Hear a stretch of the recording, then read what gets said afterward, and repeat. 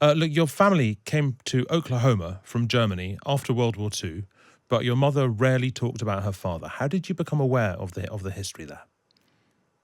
Well, really, the first time it became apparent to me was my mother. I mean, she had gone on and gotten a PhD in history and actually written about Pétain and Vichy France. And even though she knew her father had been stationed in occupied France. She'd never really looked into his history. But the week after she finished her dissertation, she was traveling through France with my father, who was a physicist, and he was at a physics conference on white noise. And they were driving toward Germany to see relatives. And my mother saw this sign go by, and it said Baltenheim, and it was the village where my grandfather had been occupied, had been stationed during the German occupation. And so she said, "I want to go look at this place. I haven't been there. I want to look at that history again." So she went into the village and she went to the old schoolhouse where he'd been the party chief and the school principal in that village.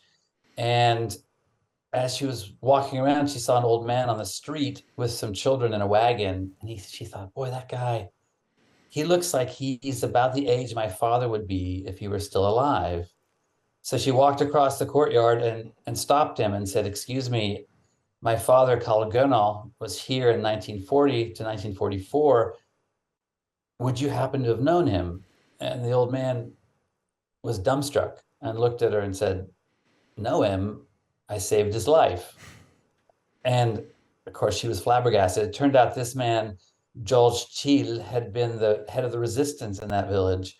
And a story came out that when the French liberated that village in 1944, my grandfather was apprehended and tied to a tree, and they were about to execute him. The soldiers were, and Georges Thiel came up and said, "No, not this man. He's actually been working with me during the occupation to help save lives in this village."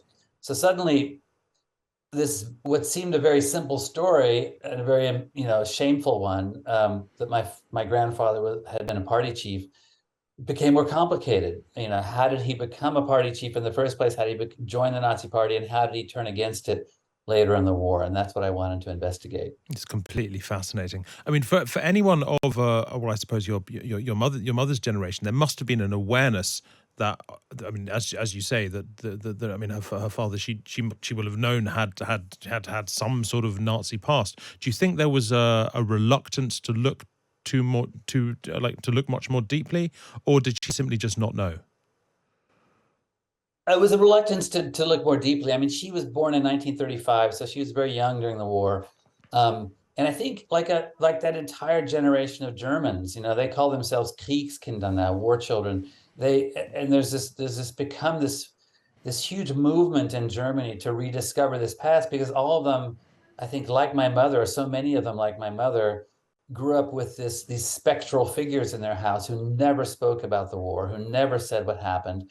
They might know that their father was a Nazi party chief or just a member of the Nazi party, but they didn't know the details. And now suddenly you see German archives full of people like me and elderly people like my mother, kind of trying to unearth that past again. How much do you know then about what your grandfather did during the war? I know a fair bit. I when I started this book, it was about 9 years ago, and I knew nothing. And he was a nobody. He was a small town school teacher, grew up in the Black Forest, didn't leave any diaries behind or letters. He was never written about in any way, but um, ultimately, in 9 years' time, I made use of two things, which is extraordinary German record keeping. In some cases, I would find long accounts that he wrote to the government about, for workmen's compensation, describing what he did. And I found lots of archival files of his letters to Nazi authorities and so forth in France and in Germany. But I also tracked down a number of his old students. He'd been sent to France partly as a party member, but also partly to re-educate young French children and turn them into good Germans. And I found a number of his students in the French village where he was the principal, and interviewed them at length about what he was like during that war. What sort of response did you get from them? I mean, you must have had some trepidation doing that. Oh, absolutely. I mean, there was some willingness to talk to me because of my mother had already had this encounter with the head of the resistance, and people had heard that story. But yeah, and the reaction I got from the villagers was completely paradoxical. I mean, it was basically the phrase they kept using was he was a reasonable Nazi. Hmm. Um, and these were folks who were not in any way crypto-fascists or had any kind of sympathy for the Nazi occupation. They knew its horrors firsthand, had lost relatives in the occupation. But they also said, look, we know people throughout the village who he helped get out of concentration camps when they were sent there by the military police. We know people who had sons who would have been sent to the Russian front, and when they were falsely conscripted by the German army, who instead were hidden in barns, and your grandfather knew about them, and he never exposed them. So there were, these letters that you mentioned at the beginning, they were letters that were sent by the villagers to the French military occupation in 1946 by these villagers saying over and over again, look, this man, he was a Nazi, yes, but he also did things that saved lives in our village. How conscious were you while writing of your own, I'm not going to say motivation, but your own response? Because obviously the desire when you're approaching this kind of story, a very human desire, is to find the good bits, right? To find the reasons why indeed that he was a Nazi, but a reasonable one, to focus on the but a reasonable one. How much did it trouble you as a journalist and a historian in this context to be sort of approaching the story with that inclination? Yeah, I mean, I was very much on guard about that. And I try to, I mean, I think fortunately my mother, like, she had a historian's background, and for me early on, I really wanted to approach this as dispassionately as I could. Of course, that's impossible. And the truth is, when you go into this type of history, it's full of contradictory accounts. Everybody's playing two roles. The villagers in France are pretending to be, in some cases, good Nazis, because otherwise they could get sent to a camp or bad things could happen to them.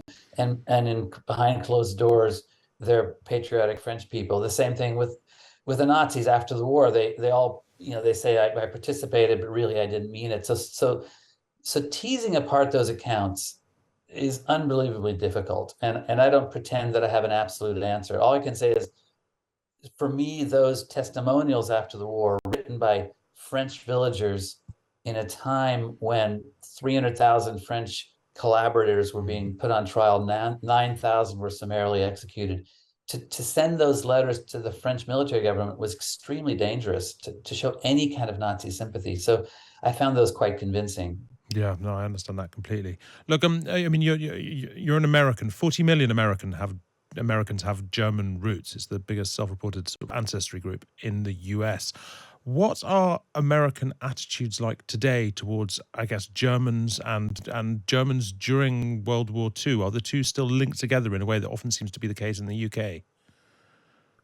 Absolutely. I mean, I think it's maybe less now than it was when I was growing up. With Merkel and the refugee crisis and decades of German pacifism, I do feel like that by the time my children's generation has come around, there's less of this stereotype.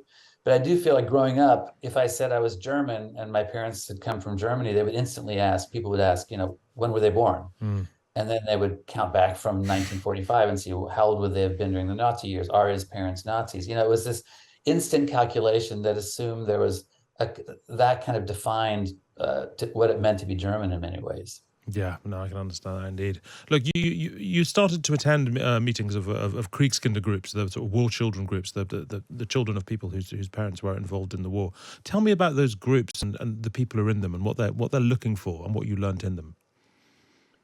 I think they're looking for some kind of narrative that can resolve their own doubts. I think for many of them, simply being in the dark and not knowing if their parents were involved in crimes or were simply fellow travelers, wanting to know. And even if they find out the worst, it's better than not knowing. I mean, many of them now do this this type of group therapy called Familienaufstellung, where they actually get together with other groups of Kriegskinder and play act their parents' past and try to kind of intuit, or it's almost like a seance in some ways, try to intuit what these stories might be. And they're just looking for something that can help them resolve these questions in their minds. After the war, the Allies tried to denazify Germany by rooting out Nazi Party members and excluding them from government and public service and so on. What happened to your grandfather? How did denazification affect him, and how did he live out the rest of his life? Well, he was arrested. He spent a year in a prison camp, and before the war was over, then he came home, and then he was arrested because one of the men in the village accused him of having given an order that eventually led to the killing of a villager.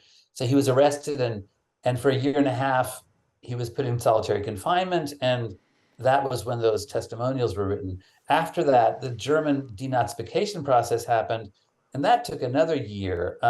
And it involved, it's a famously, honestly, a whitewashing process. Many, many Nazi leaders made it through that process and ended up still in government and in schooling and in the military. And that was one of the big reasons for the protests in 1968, was to root out these old Nazis. So that process was not a flawless one by any stretch.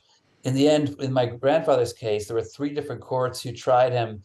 One opted for full exoneration. One opted for kind of saying, okay, he's already done the worst he could do. He should be allowed to go back into government.